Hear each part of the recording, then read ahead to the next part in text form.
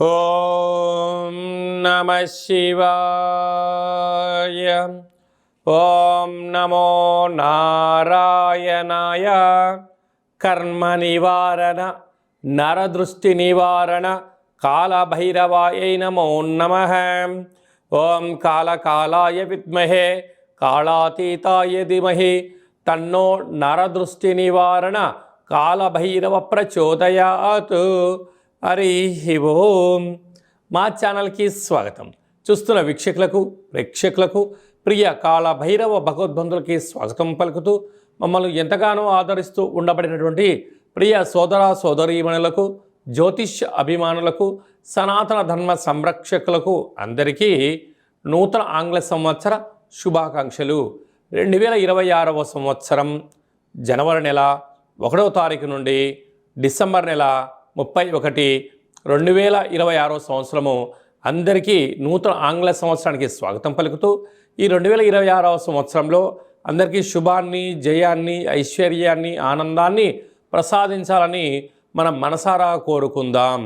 ఇక్కడ విశేషం ఏమిటయ్యా అనగా మనకు క్యాలెండర్ పంచాంగం చెప్పుకుంటున్నాం.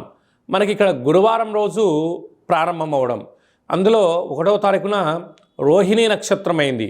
గురువారం రోజున రోహిణీ నక్షత్రము, అందులో గురువారము. గురు అంటే గురువు యొక్క రోజు, చంద్రుడి యొక్క నక్షత్రము. అంటే విశేషమైనటువంటి గజకేసరి యోగము ఈ సంవత్సరం అందరికీ ప్రసరిస్తుందని చెప్పి గమనించాలి. అలాగనే మనకు ఉగాది పండగ శ్రీ పరాభవనామ సంవత్సరము కూడా గురువారం ప్రారంభమవుతుంది. ఇది చాలా విశేషంగా గమనించగలగాలి. కనుక ఈ సంవత్సరము విద్యార్థులకు, ఉద్యోగస్తులకు, వ్యాపారస్తులకు, నూతనమైనటువంటి అత్యంత ఆధునిక టెక్నాలజీని నేర్చుకునేటువంటి వారందరికీ, వ్యవసాయ సోదరీమణులకు అందరికీ సువర్ణపు యుగంగా భావించగలగాలి. ద్వాదశ రాశుల్లో గ్రహ గమనాన్ని ఒకసారి వీక్షింపచేద్దాం.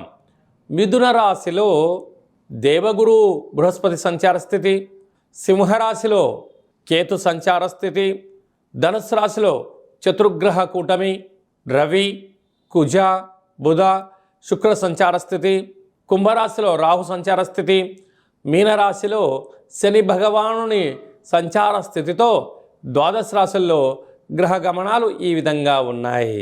తులారాశి వారికి ఒకవైపు 6వ స్థానంలో శని భగవానుడు సంచారం చేయు కాల సమయంలో నూతన ఆంగ్ల సంవత్సరం నుండి మరియు ఉగాది పండగ నుంచి ఆదాయ వ్యయాలు ఎలా ఉన్నాయో ఒకసారి తెలుసుకుందాం.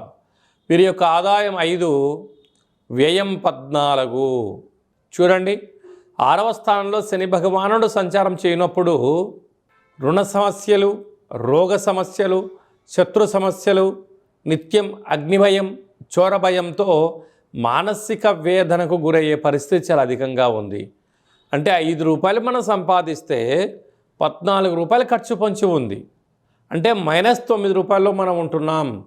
ఇలాంటి కాల సమయంలో ధర్మబద్ధంగా ఉండడం, భగవంతుడు ఆరాధనలో ఉండడం, ఖర్చులు తగ్గించుకోవడం, విందులు వినోదాలకు, మద్యమత్తు మాంసాలకు దూరంగా ఉండడం, సత్ప్రవర్తన, ఆరోగ్యము, నియమము, నిష్ఠ, పెద్దవారితో సఖ్యతగా ఉండడము, తల్లిదండ్రుల మాట వినడము, విజయానికి కలిగించేటువంటి సూత్రాలను పాటించడం వలన ఖర్చులను నివారించే పరిస్థితి చాలా అధికంగా ఉంటుందని చెప్పి కూడా గమనించాలి. రాజపూజ్యమారు, అవమానం 3.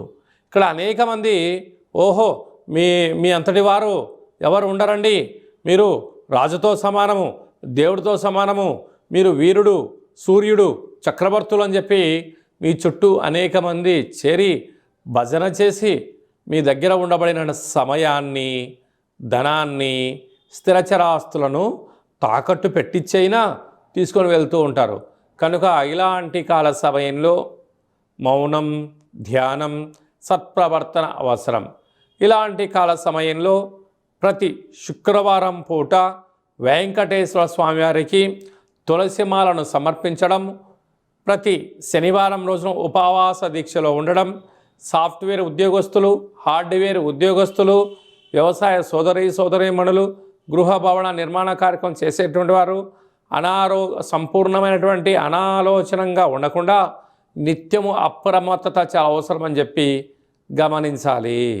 ఈ ఆంగ్ల సంవత్సరం అంతనూ కూడా అందరము కూడా వీలైనంత వరకు తల్లిదండ్రుల యొక్క సేవ, తల్లిదండ్రులతో సత్ప్రవర్తన, తల్లిదండ్రులను ఎవరైతే గౌరవిస్తారో వారందరికీ యోగం కలుగుతుంది.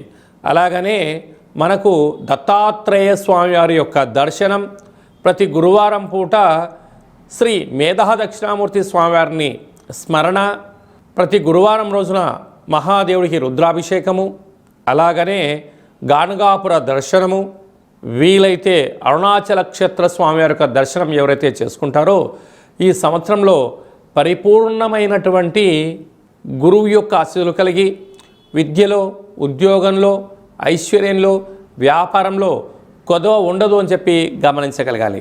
ఇంకనూ మనం విజయం సాధించగలగాలి అన్నట్లయితే ఒక్కొక్క నెలలో మనకు ఒక్కొక్క కాళభైరవ స్వామి వారు ఉంటారు. ఆ కాళభైరవ స్వామికి స్మరణ, ధ్యానము, కూష్మాండ దీపము, నారికేల దీపము, పిండి దీపాన్ని, గండా దీపాన్ని ఒక్కొక్క నెలలో ఒక్కొక్క విధంగా మనం పెట్టుకోగలిగినట్లయితే సంపూర్ణమైనటువంటి స్వామివారికి ఆశీస్సులు కలిగి ఎవరి ఇంట్లో ఎలాంటి ఇబ్బందులు లేకుండా, అష్ట కష్టాలు లేకుండా అష్ట ఐశ్వర్య ప్రాప్తి కలుగుతుందని చెప్పి గమనించాలి. ఈ యొక్క పాత్ర కాళభైరవ స్వామివారి యొక్క అక్షయ పాత్ర. అంటే ఈ యొక్క పాత్రలో అనేక రకముల యంత్రములను అచ్చు వేయడం జరుగుతుంది. ఈ యొక్క పాత్రను ఇంట్లో ఉంచుకొని పూజ చేసిన తదనంతరము ఇలా ఒక్కసారి శబ్దం చేస్తే ఈ పాత్రలోంచి ఓంకార శబ్దం రావడం జరుగుతుంది.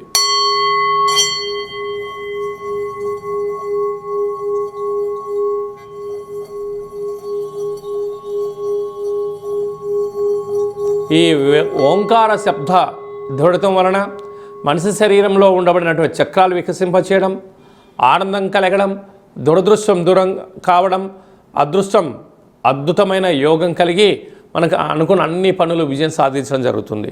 కనుక ఈ అక్షయ పాత్రను 2026వ సంవత్సరంలో ఇంట్లో ఉంచుకుందాం. కాళభైరవ స్వామిని స్మరణ చేద్దాం. సకల అష్టకష్టాలకు స్వస్తి పలుకుదాం.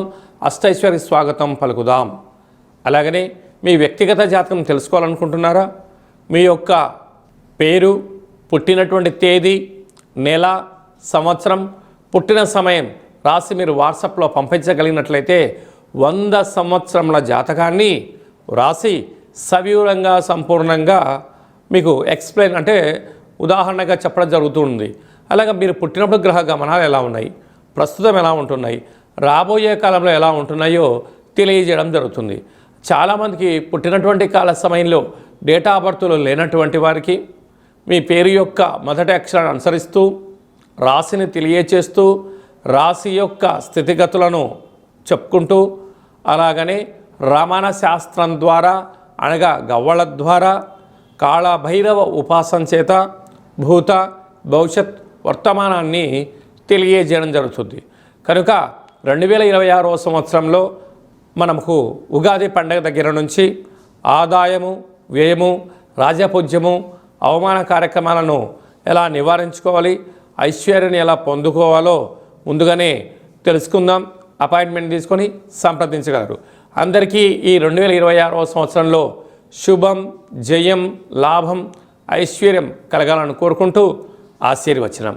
ఆయురారోగ్యం ఐశ్వర్యం దేహిమే కాళభైరవాయ నమః. హరి ఓం. ఈ వీడియో మీకు నచ్చినట్టయితే లైక్ చేయండి, షేర్ చేయండి. అందరికన్నా ముందుగా మా ఆధ్యాత్మిక వీడియోలు మీరు చూడాలనుకుంటున్నట్లయితే మా ఛానల్ని సబ్స్క్రైబ్ చేసుకోండి. అలాగనే గంట సింబల్ ప్రెస్ చేయండి. అలానే బటన్ కూడా తెలియచేయండి. భగవద్బంధులకు, మిత్రులకు ఈ ఆధ్యాత్మిక సమాచారం చేరవేసి హిందూ ధర్మాన్ని కాపాడండి.